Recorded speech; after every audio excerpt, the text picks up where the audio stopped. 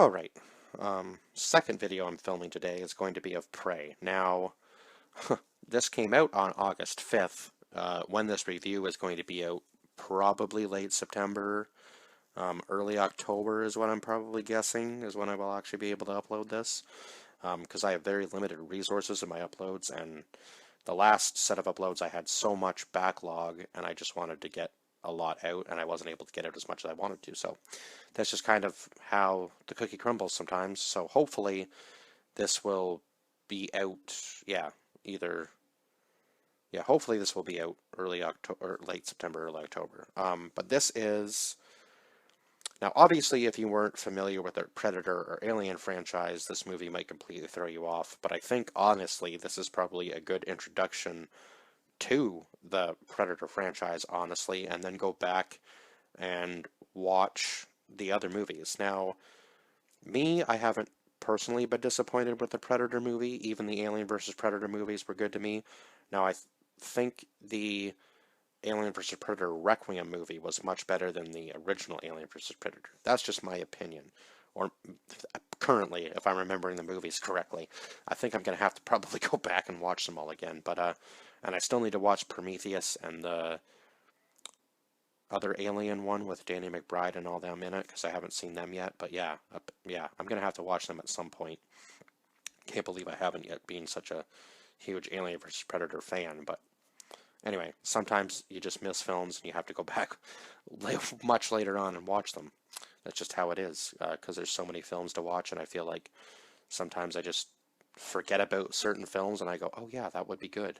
Should probably watch that eventually, but then something else comes out and I forget about it again. So yeah, I'm gonna have to. I have so many different lists now that I'm going through that yeah, it's just been kind of crazy and chaotic to try to fit everything in. So, and I kind of go based on my mood of what I'm feeling like watching, right? So sometimes it might be like a few months between each film, and yeah, sometimes. And obviously I want to start getting some book reviews out there, so yeah, that's my little ramble before the actual review starts. So this is about obviously the first predator settling down in the Comanche Nation 300 years ago. So I believe the year it was in the 1700s. I know that much. Was it 1791? Or 1791 or 1719? I'm trying to remember exactly when it was, when they said it was. I know it was in the 1700s. Can't remember the exact year, so forgive me for that. Even though I watched this movie twice, you would think I would remember the year, right? But yeah, honestly, I think this was one of the better ones. Even though I wasn't disappointed by the last Predator film, or the one in 2010, I thought that one was excellent. So, I mean, obviously some people might have some varying opinions on that. But anyway, I thought this one was good, and I heard, like, I've seen some stuff on YouTube and Twitter and stuff saying that this film was just a bunch of woke bullshit, which I didn't really understand because I didn't feel like any of this film was trying to be like, yeah, be woke, whatever that even means anymore, to be completely honest. Like, it used to be a term for people who were kind of like a transcending normal consciousness, but now it's just become like a blanket statement, I think, for just whatever you feel might be woke. Yeah, kind of a weird statement anymore, to be completely honest. I'm not even sure. I think it's kind of lost meaning at this point. Being woke really isn't a special thing. It's just kind of, you just maybe a little bit smarter than other people, right? But anyway, yeah, sorry, I'm just adjusting my camera here because I think it's sliding down. So, this film starts out with this girl, Naru, or Naru? Naru or Naru? One of the two. And I believe her brother, Tabe, played by Dakota Beavers, and Naru was played by Amber Midhunder. So they might actually be, well, obviously some of these guys are, yeah, for sure.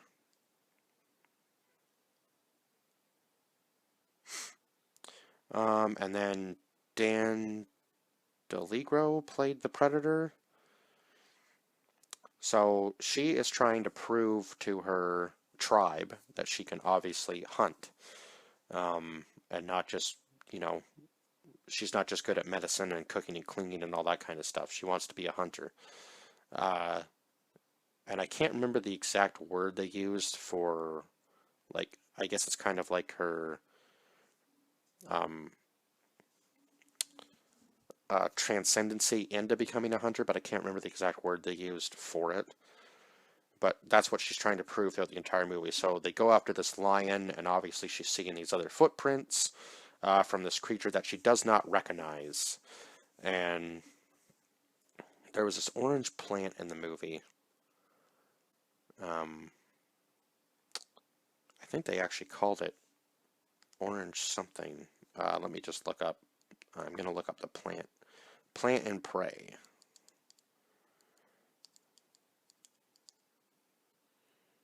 Oh my god, my phone here today doesn't want to work. It's taking forever to load. Okay, let's just see here. Mysterious orange flower. Oh my god. Orange something, I know that much. What was it called in the movie?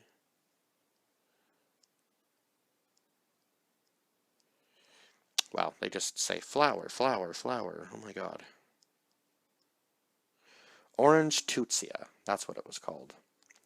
So when they're going out to search for the one guy who has been presumably probably attacked by the lion, she gives him this stuff that's supposed to cool your blood, so it won't make him bleed out, right? She also gives him a whole bunch of other medicines, but she gives him that too. And they're all worried that it's going to end up killing him, but she says, no, I didn't give him a lethal dose.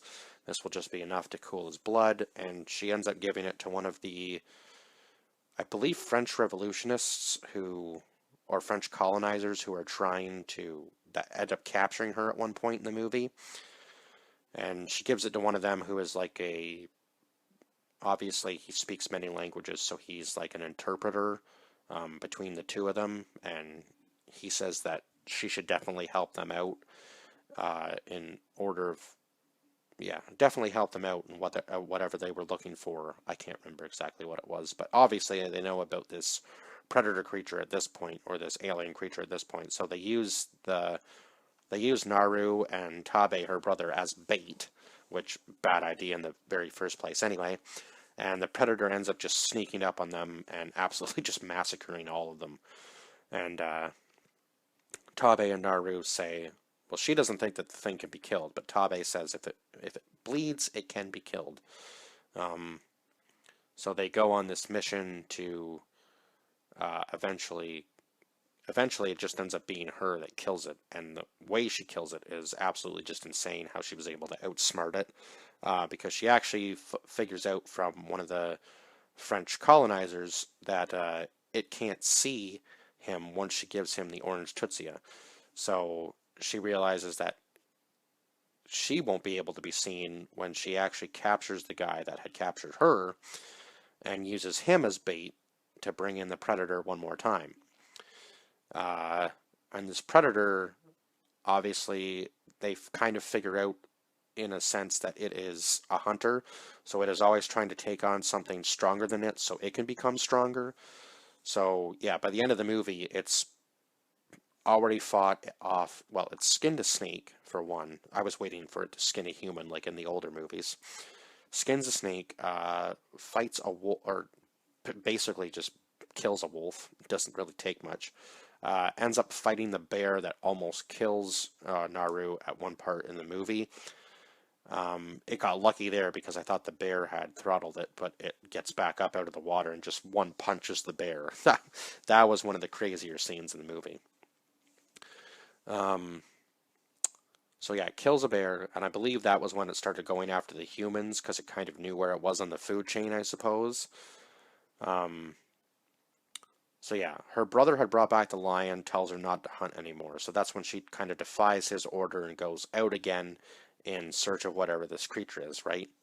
Because in the very beginning of the movie, she sees the ship in the sky and she believes that is her calling to become a hunter. So she decides to go out and try to prove herself, right? When they're going out to hunt for the lion. She isn't actually able to kill the lion, obviously, as we know. It ends up taking out the other guy that's with them.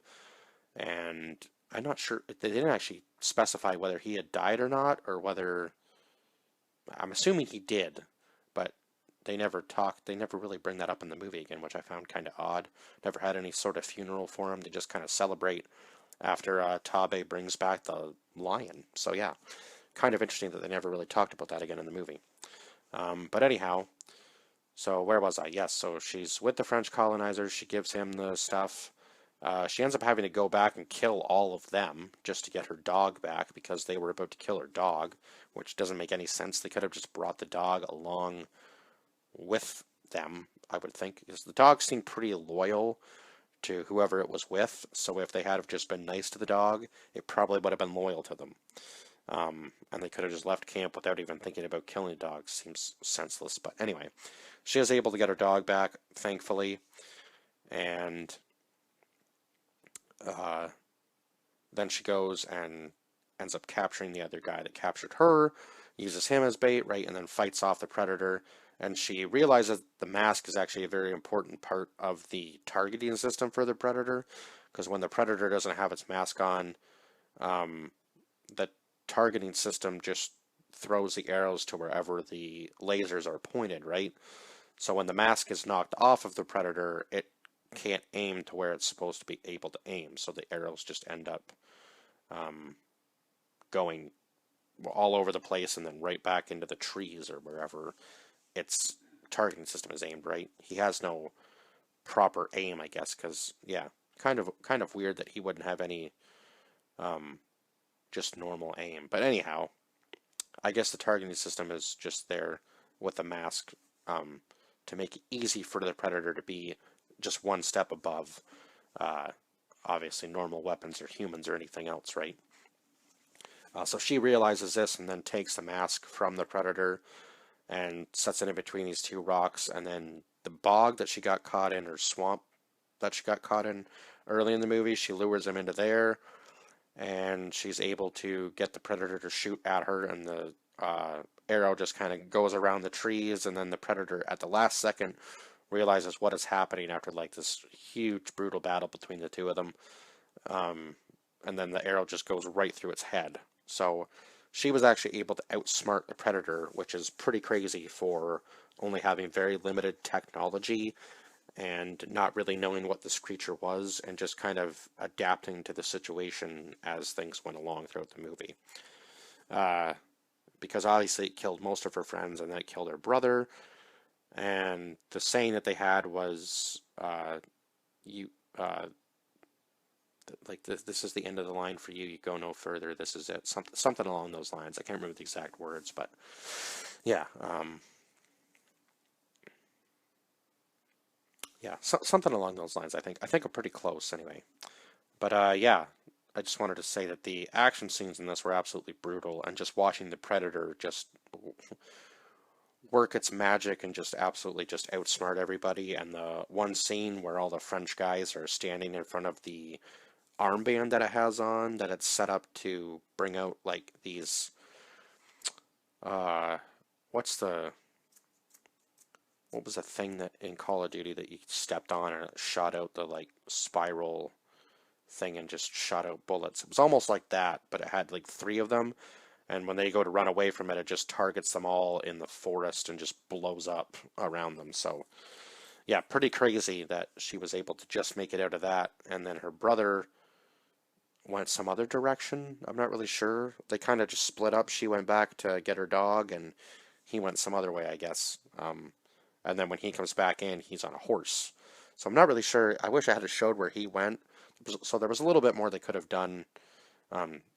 Honestly, this movie could have been probably about 20 to 30 minutes longer, and I wouldn't have even been mad. Just to kind of show like what each of their tactics was, right? But anyway, yeah, this movie was really good. I did watch it on the Friday morning when it came out, and I kind of missed a little bit of stuff because I was doing some other stuff while I was watching the movie. So I was like, okay, I have to watch this again. So I watched The Suicide Squad with my mom, and then I watched this movie with her because she was just doing laundry at night, so she just decided to stay down and watch this with me too. So I watched it for a second time on Friday night. And I'm glad I did because I originally had rated it lower than I had it, just from missing certain parts. But now I've given it a 9 out of 10 because I thought it was that good of a film. So yeah, I would highly recommend going on to Hulu, obviously, I guess if you're in the States, or Disney Plus if you're in Canada. Now, Disney has bought out Hulu, I believe, so now in Canada it's Star. So I guess in States it's Hulu. Kind of really confusing. So I'm assuming you could probably go into Disney Plus in both the States and Canada or wherever you are and watch this movie on Disney Plus because that's where it is. So yeah, definitely go watch it there. Highly recommend this movie if you haven't seen it. And it got a really low rating, or lower than I think it deserves, just on IMDb out of 59,000, almost 60,000 people rating it. So yeah, kind of crazy. Some of these movies I feel like are kind of justifiable with their ratings, even though sometimes I rate it higher or lower. And other times I'm just like, wow, that's low for what I thought this movie was. But anyway, that's it for this review, and I will see you guys in the next one. Bye bye for now.